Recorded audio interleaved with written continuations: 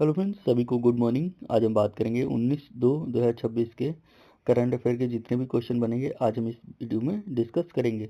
तो यह वीडियो अगर आपको अच्छा लगे तो प्लीज़ इसको शेयर और सब्सक्राइब करना ना भूलिएगा। पीएसपी परीक्षा वाणी पर आपको रोज डेली करंट अफेयर के वीडियो फ्री ऑफ कॉस्ट 8 बजे मिलते रहेंगे, जो कि सीधे आपके एग्जाम में बन सकते हैं।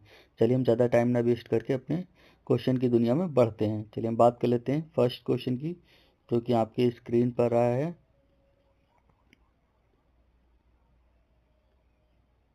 बात कर लेते हैं फर्स्ट क्वेश्चन कि चौथे अंतर्राष्ट्रीय आयुष सम्मेलन 2026 का आयोजन कहाँ पर किया गया है। बात कर लेते हैं, ये बहुत ही इंपॉर्टेंट क्वेश्चन है और इसका जो सम्मेलन है वो दुबई में किया गया है।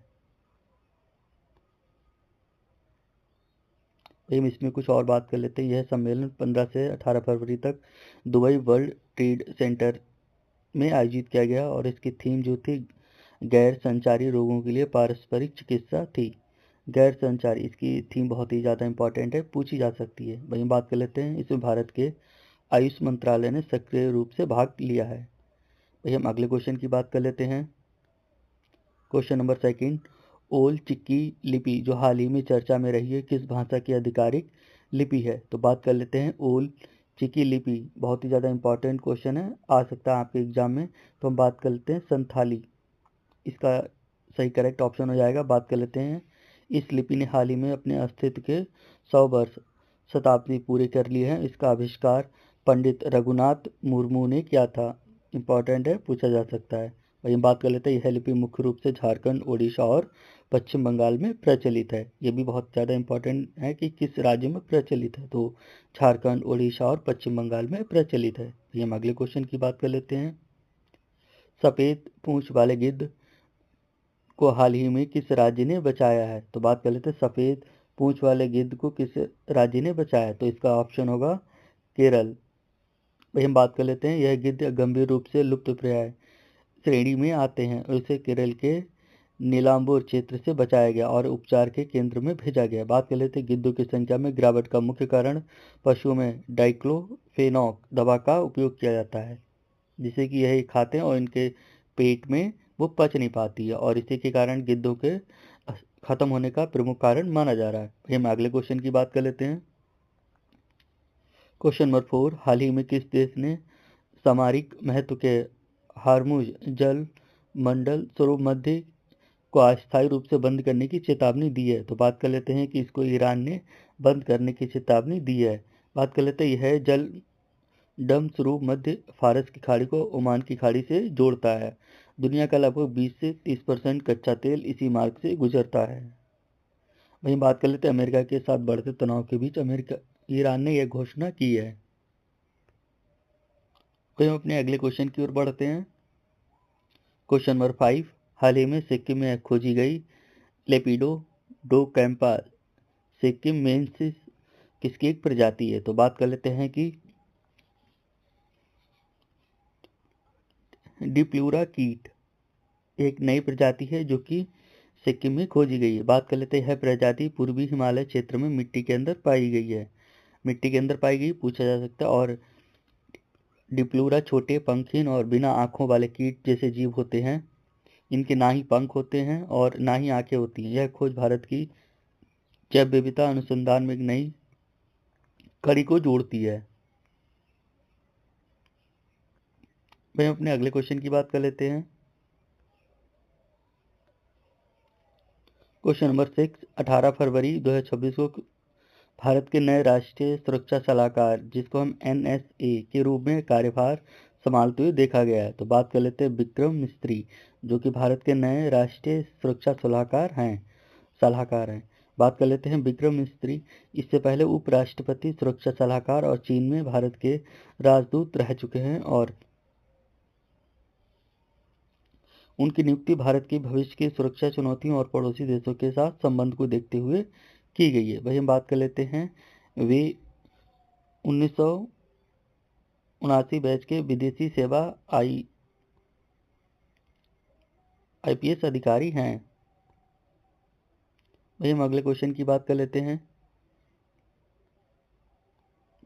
क्वेश्चन नंबर 7, ईरान द्वारा विकसित की गई नई बैलिस्टिक मिसाइल का नाम क्या है जिसका परीक्षण हाल ही में किया गया है? तो बात कर लेते हैं कि खोरम शहर 4, जो कि ईरान के द्वारा नई बैलिस्टिक मिसाइल का परीक्षण किया गया है। अब बात कर लेते हैं इसके बारे में कुछ। इसकी मारक क्षमता लगभग 2000 किलोमीटर है और यह 1500 किलोग्राम के हथियार ले जाने में सक्षम है। इसे ईरान की सबसे आधुनिक लंबी दूरी की मिसाइलों में गिना जाता है। इसकी लंबाई पूछा जा सकता है तो 2000 किलोमीटर है। भाई हम अगले क्वेश्चन की बात कर लेते हैं अपनी। Question number 8, Asian rifle pistol championship 2026 में पदक तालिका में कौन सा देश शीर्ष पर रहा है? तो बात कर लेते हैं। क्वेश्चन नंबर 8 है और क्वेश्चन नंबर 8 का जो करेक्ट आंसर होगा वो भारत होगा। एशियन राइफल पिस्टल चैंपियनशिप 2026 में भारत पहले नंबर पर रहा है। बात कर लेते हैं भारतीय निशानेबाजों ने कुल 12 स्वर्ण पदक इस प्रतियोगिता में जीते हैं। यह प्रतियोगिता नई दिल्ली की कर्णी सिंह शूटिंग रेंज में आयोजित की गई थी। भारत के उभरते निशानेबाजों ने इस बार ओलंपिक कोटा भी सुरक्षित किया हुआ है। भैया हम अगले क्वेश्चन की बात कर लेते हैं। क्वेश्चन नंबर 9, हाल ही में किस प्रसिद्ध भारतीय अभिनेत्री को फ्रांस के सर्वोच्च सम्मान knight of the legion of honour से सम्मानित किया गया है? बहुत ही ज़्यादा इंपॉर्टेंट क्वेश्चन बन सकता है। Knight of the legion of honour के रूप में सम्मानित किया गया। तो बात कर लेते हैं दीपिका पादुकोण। राष्ट्रपति मैनुअल मैक्रों ने अपनी भारत यात्रा के दौरान इसकी घोषणा की है। यह सम्मान कला और संस्कृति में वैश्विक योगदान के लिए दिया जाता है। संस्कृति और वैश्विक योगदान के लिए दिया जाता है। दीपिका पादुकोण इस सम्मान को पाने वाली सबसे कम उम्र की भारतीय अभिनेत्रियों में से एक हैं। वहीं हम अगले क्वेश्चन की बात कर लेते हैं। क्वेश्चन नंबर 10, भारत का पहला राष्ट्रीय गौ संस्कृति संग्रहालय कहाँ पर स्थापित किया गया है? तो बात कर लेते हैं कि इसका जो करेक्ट आंसर होगा वो मथुरा होगा। बहुत ही ज़्यादा इंपॉर्टेंट क्वेश्चन है। भारत का पहला गौ राष्ट्रीय संस्कृति संग्रहालय, तो बात करते हैं इसके बारे में, मथुरा में स्थापित किया गया है। भाई हम बात करते हैं यह संग्रहालय प्राचीन भारतीय गौ पालन परंपराओं और स्वदेशी नस्लों के संरक्षण पर केंद्रित आधारित है। इसका उद्घाटन मार्च 2026 के अंत तक होने की संभावना जताई जा रही है। वहीं बात कर लेते हैं यह गाय के दूध और पंचगव्य से बने उत्पादों के वैज्ञानिक महत्व को भी प्रदर्शित करता है। वहीं हम अगले क्वेश्चन की बात कर लेते हैं। क्वेश्चन नंबर 11, विज्ञान और तकनीकी क्षेत्र में डेविड जे फार्बर का हाल ही में निधन हो गया है। उन्हें किस नाम से जाना जाता है? डेविड जे फार्बर बहुत ही ज़्यादा इंपॉर्टेंट है, आप स्टार इसमें लगा सकते हैं। जिनको हम इंटरनेट के दादा के नाम से जानते थे। किनके? इंटरनेट के दादा के नाम से। वहीं बात करते हैं इनके बारे में। इन्होंने शुरुआती नेटवर्किंग प्रोटोकॉल विकसित करने में महत्वपूर्ण भूमिका निभाई। वह 91 वर्ष के थे और अमेरिका के प्रसिद्ध कंप्यूटर वैज्ञानिक थे। उन्होंने CS नेट की स्थापना में मदद की, जो आधुनिक इंटरनेट की नींव माना जाता है। वहीं हम अगले क्वेश्चन की बात कर लेते हैं। क्वेश्चन नंबर 12, विश्व स्वास्थ्य संगठन WHO ने 18 फरवरी को किस देश को आधिकारिक रूप से ट्रैकोमा मुक्त घोषित किया हुआ है? ट्रैकोमा मुक्त घोषित किया हुआ है। बात कर लेते हैं कि